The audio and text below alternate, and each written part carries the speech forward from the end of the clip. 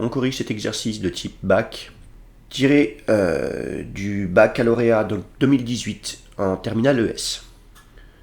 Dans cet exercice, les prérequis sont formule des probabilités composées, formule des probabilités totales, utilisation de la loi binomiale, et donc utilisation de la calculatrice pour la loi binomiale.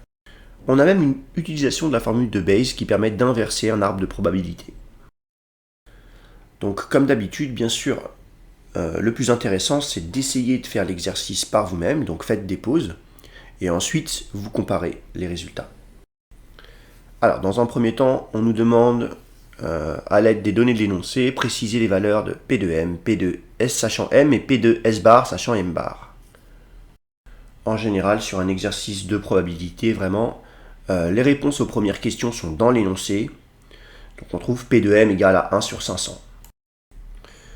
P de S sachant M, c'est la probabilité que le portique sonne, sachant que le voyageur possède un objet métallique.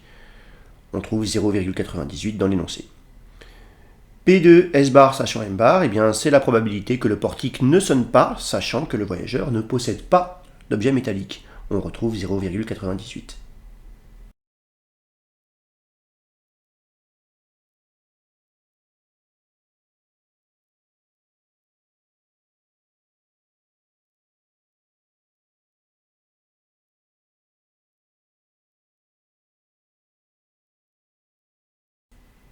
Petit b, recopier et compléter l'arbre pondéré ci-dessous, illustrant cette situation. Voilà, les arbres de probabilité, c'est vraiment quelque chose qu'il faut maîtriser.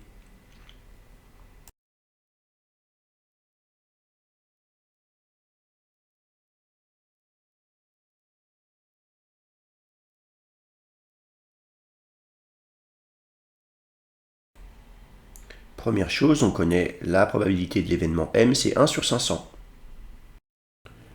Les probabilités conditionnelles au deuxième niveau, dans l'arbre de probabilité. P de S sachant M, 0,98, et P de S bar sachant M bar, 0,98. Voilà, on n'a plus qu'à déterminer les probabilités des événements complémentaires. P de S sachant M bar est égal à 2 centièmes. P de S bar sachant M 2 centièmes. Et enfin, P de M bar, ça nous donne 499 5 centièmes. Voilà, je répète le principe. La somme des probabilités qui sont issues d'un même nœud doit toujours donner 1.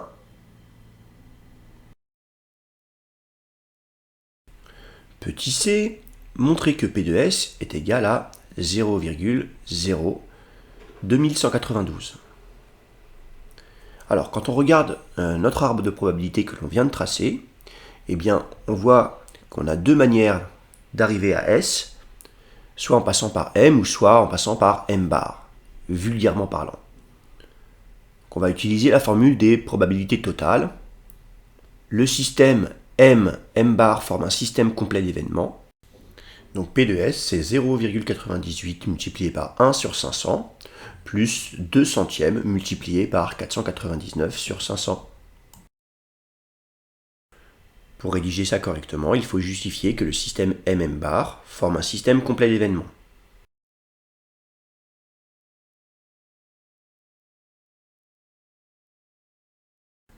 Donc d'après la formule des probabilités totales, P de S, c'est P de S inter M plus P de S inter M bar.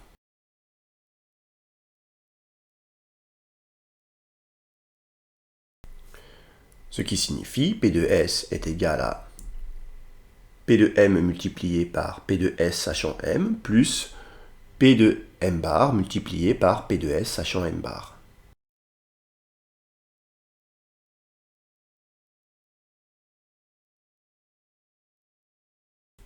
Là, on est en train de rédiger proprement ce qu'on a vu juste précédemment dans l'arbre de probabilité.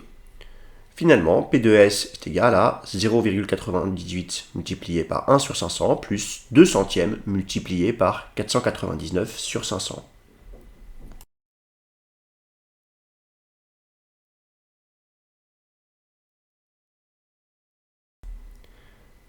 A l'aide de la calculatrice, on trouve 0,02192, ce qui était demandé.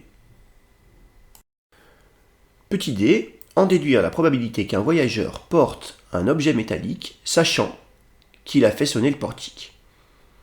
Alors, qu'est-ce qu'on nous demande? On nous demande P de M sachant S. Le problème ici, c'est que l'arbre de probabilité ne peut pas nous aider pour trouver ça. En tout cas, pas directement, parce que cette probabilité-là n'apparaît pas dans notre arbre de probabilité. Mais une fois qu'on a identifié ce qu'on cherchait, eh bien, le plus gros du travail est fait. Écrivons notre formule. P de M sachant S, c'est P de M inter S divisé par P de S. Or, P de S inter M, on connaît, c'est P de S sachant M multiplié par P de M. P de S, on connaît aussi, on l'a déterminé juste à la question précédente. Donc P de M sachant S est égal à 0,98 multiplié par 1 sur 500, le tout divisé par 0,02192. La calculatrice nous donne le résultat suivant, 89 millièmes. Arrondi à 10-3 près.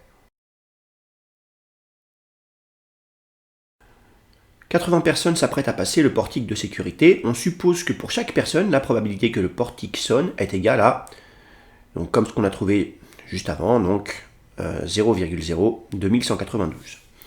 On considère x la variable aléatoire, donnant le nombre de personnes faisant sonner le portique parmi les 80 personnes de ce groupe. Justifier que x suit une loi binomiale dont on précisera les paramètres. Donc là, c'est comme si on répétait de manière identique et indépendante 80 fois la même expérience. Est-ce que la personne qui passe fait sonner ou pas le portique? Donc on a bien un schéma de Bernoulli. Deux paramètres 80. On considère que notre succès, c'est faire sonner le portique, donc 0,2192. La variable aléatoire x suit une loi binomiale de paramètres 80, 0,02192.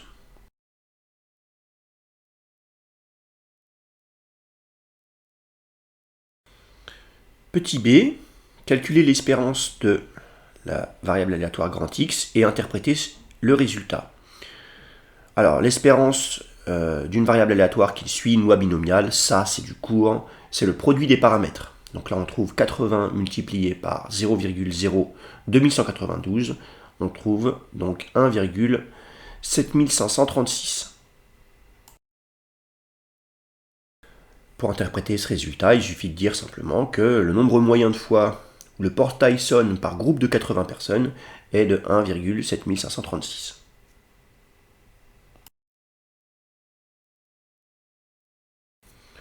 Sans le justifier, petit c, donner la valeur arrondie à 10-3 près de la probabilité qu'au moins une personne du groupe fasse sonner le portique. Ce qu'on cherche ici, c'est la probabilité que grand X soit supérieur ou égal à 1.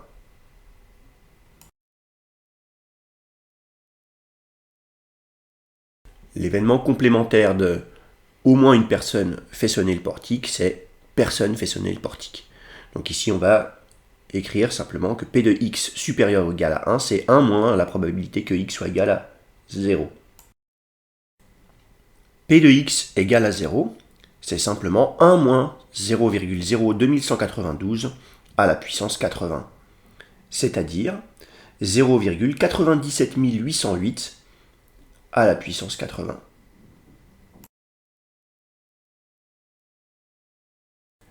Avec la calculatrice, on obtient 0,830 arrondi à 10-3 près.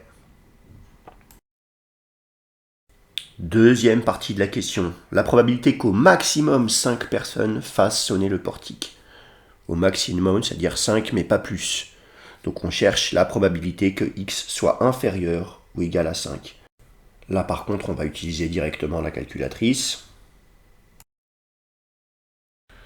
Alors avec la calculatrice NumWorks, donc on va dans l'onglet probabilité, loi binomiale bien sûr, puisque x suit une loi binomiale dans notre cas de figure, et les paramètres, donc n c'est le nombre de répétitions, donc 80, et P, donc la probabilité de notre succès, 0,02192. On souhaite connaître la probabilité que x soit inférieur ou égal à 5. Donc on a bien P de x inférieur ou égal, et on n'a plus qu'à rentrer 5. La calculatrice nous donne P de x inférieur ou égal à 5, environ 992 millièmes. Il faut le rédiger maintenant.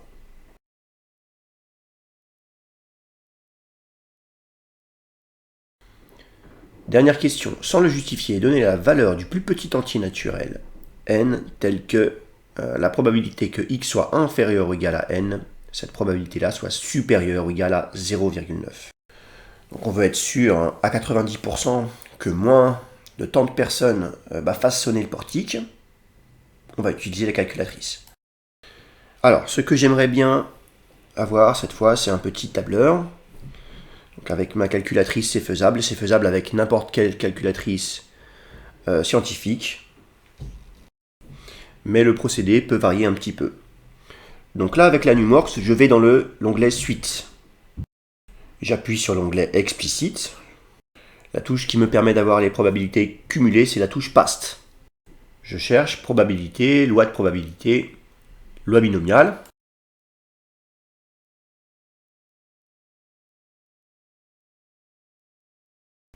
Donc là, on a deux fonctions, binôme PDF et binôme CDF. C'est binôme CDF qui permet de donner des probabilités cumulatives. C'est écrit juste en dessous, de toute façon. Ce qu'on cherche, c'est la probabilité que x soit inférieur ou égal à m. Ensuite, on a trois arguments à rentrer. Donc MNP. M, on veut que P de x soit inférieur ou égal à m. N et P, c'est les paramètres de la loi binomiale. Mes trois arguments, donc je vais écrire petit n, l'indice de ma suite. Ensuite, les paramètres 80 et 0,02192. Ce qui va m'intéresser surtout, c'est le tableau. Donc je vais dans l'onglet Tableau. Et donc voilà, le plus petit entier n vérifiant P de x inférieur ou égal à n soit supérieur ou égal à 0,9, eh bien c'est n égale 3.